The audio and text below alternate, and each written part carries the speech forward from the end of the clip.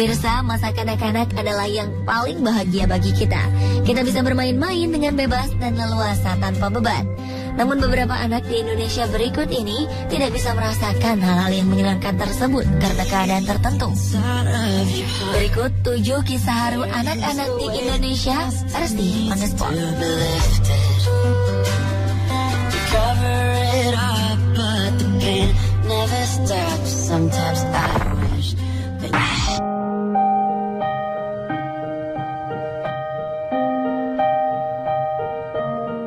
Usianya boleh masih sangat muda, yaitu sekitar 8 tahun.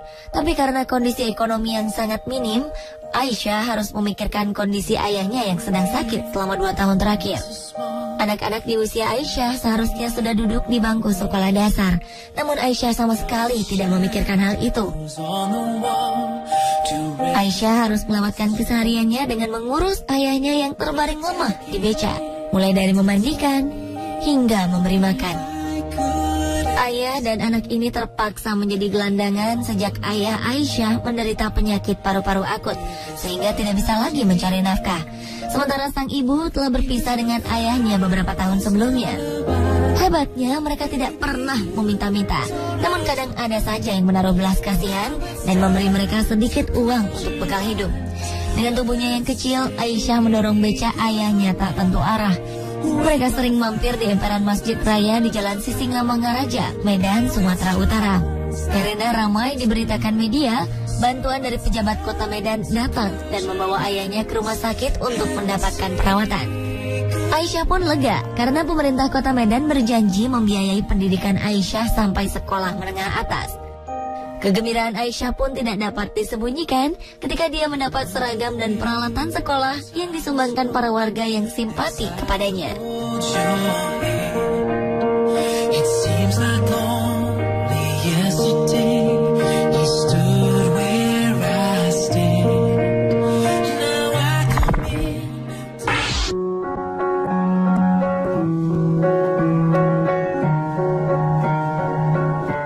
Selanjutnya, memiliki 7 saudara dengan keadaan ekonomi keluarga yang pas-pasan memaksa Sony untuk rela berhenti sekolah.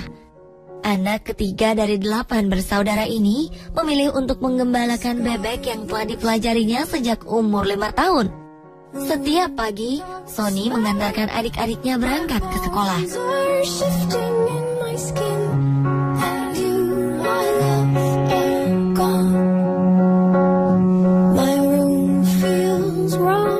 Setelah itu, Sony pun memulai pekerjaannya menggembalakan bebek. Bebek-bebek yang menjadi tanggung jawabnya ini harus selalu terjaga agar tidak tercerai-berai dan hilang. Dia menggiring kawanan bebek tersebut ke sawah bekas panen untuk mencari makanan, dan harus menjaga agar bebek-bebek ini tidak merusak sawah yang harus ditanami padi. Selepas menggembala bebek, Sony memanfaatkan waktunya untuk mengumpulkan tutut atau keong sawah yang banyak hidup di tengah lumpur. Keong ini akan dia jual untuk menambah penghasilannya.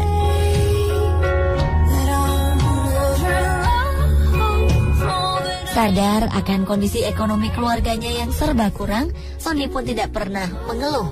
Sehabis bekerja, dia menyempatkan diri memijat-mijat ayahnya yang sudah sakit-sakitan. Selain Sony, kedua kakaknya pun sudah bekerja sebagai buruh pabrik. Namun penghasilan mereka tetap saja tidak cukup untuk memenuhi kebutuhan keluarga ini.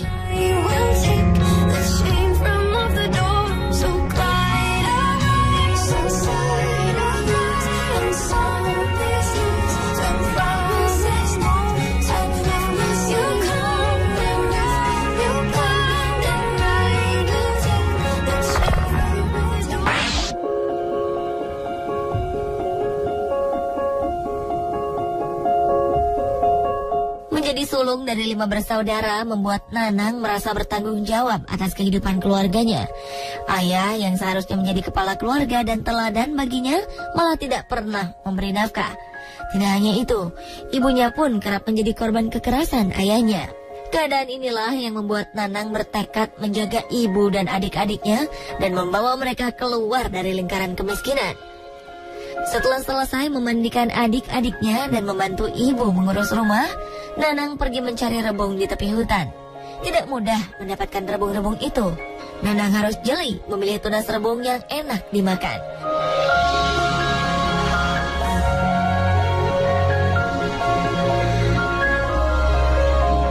Belum lagi Nanang harus berhadapan dengan sekawanan semut merah yang biasanya bersarang di bawah rimbunan bambu.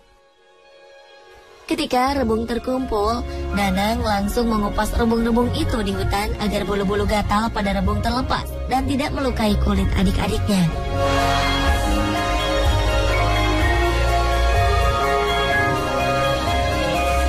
Di perjalanan pulang, Nanang menyempatkan diri mencari keong emas di tepi danau untuk menambah penghasilannya. Di danau ini juga Nanang melepaskan penat dan memakan bekal makanannya yang berupa kepala nasi sisa kemarin.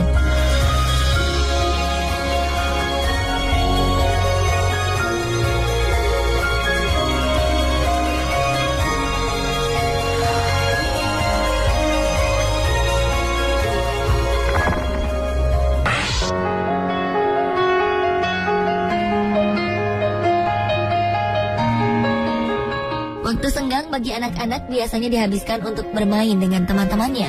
Namun tidak bagi gadis kecil bernama Wina ini.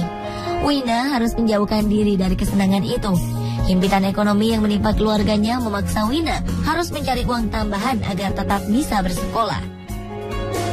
Sepulang sekolah, Wina harus menyelesaikan semua pekerjaannya dan tugas sekolah sebelum malam tiba. Rumah gubuknya tidak memiliki listrik, dan mereka hanya memiliki sebuah lampu damar untuk menerangi rumahnya di malam hari. Seperti mengejar waktu, Wina mulai mengerjakan tugas sekolah, membereskan rumah, dan membuat sapu lidi hingga matahari terbenam. Selain itu, Wina juga harus berkeliling menjajakan sapu lidi yang harganya Rp3.000 dengan perut kosong. Uang yang terbatas membuat Wina dan keluarganya sering harus melalui hari tanpa mengisi perut dengan makanan yang cukup.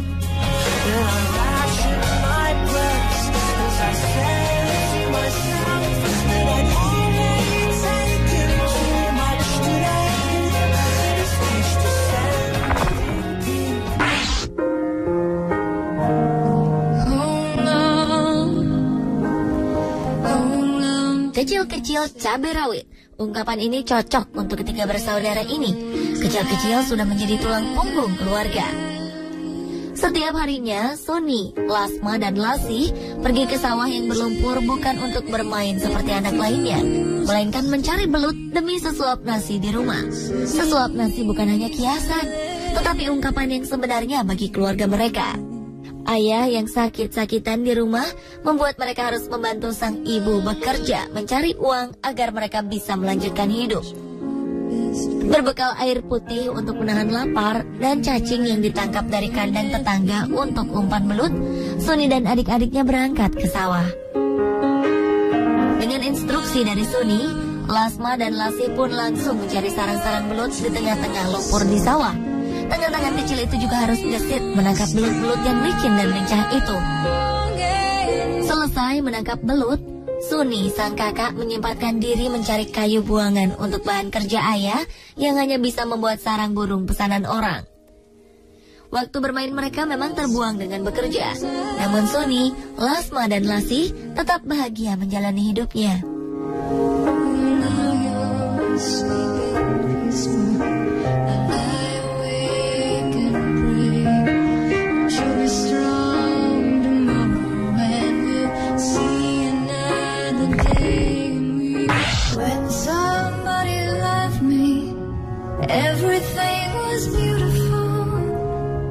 Jika mendengar kisah hidup bocah bernama Lilis ini, siapapun mungkin tidak ingin menjalani hidup seperti yang dia alami.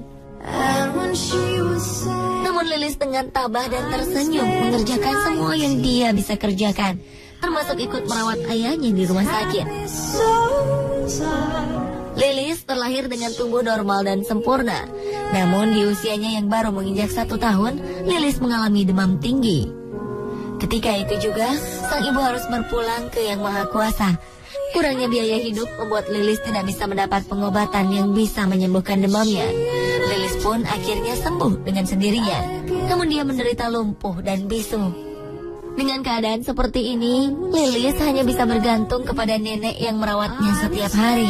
Sang ayah yang diharapkan berada di sampingnya pergi entah kemana. Keberadaan ayahnya baru diketahui ketika sang ayah tertembak polisi karena mencuri motor untuk biaya menikah lagi.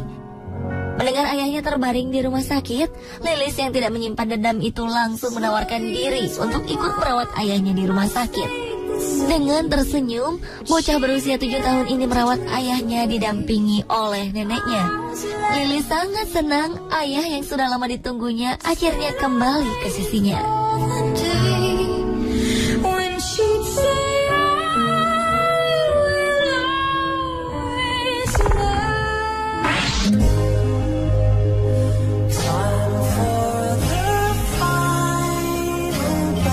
Jika memiliki niat untuk berusaha, apapun bisa dikerjakan untuk menyambung hidup.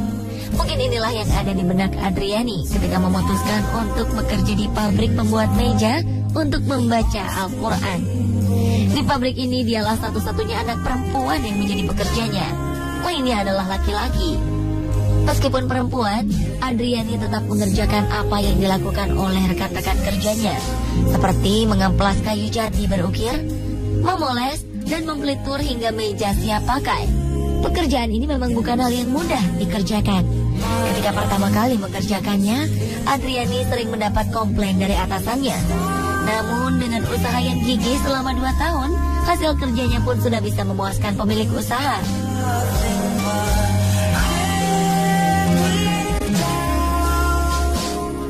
Adriani memang memiliki ayah dan ibu yang masih sehat dan kuat.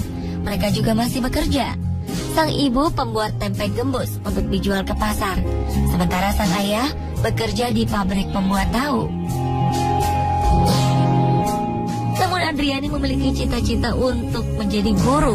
Inilah yang membuat dia gigih bekerja agar bisa membantu orang tuanya membiayai sekolahnya dan sekolah kedua adiknya.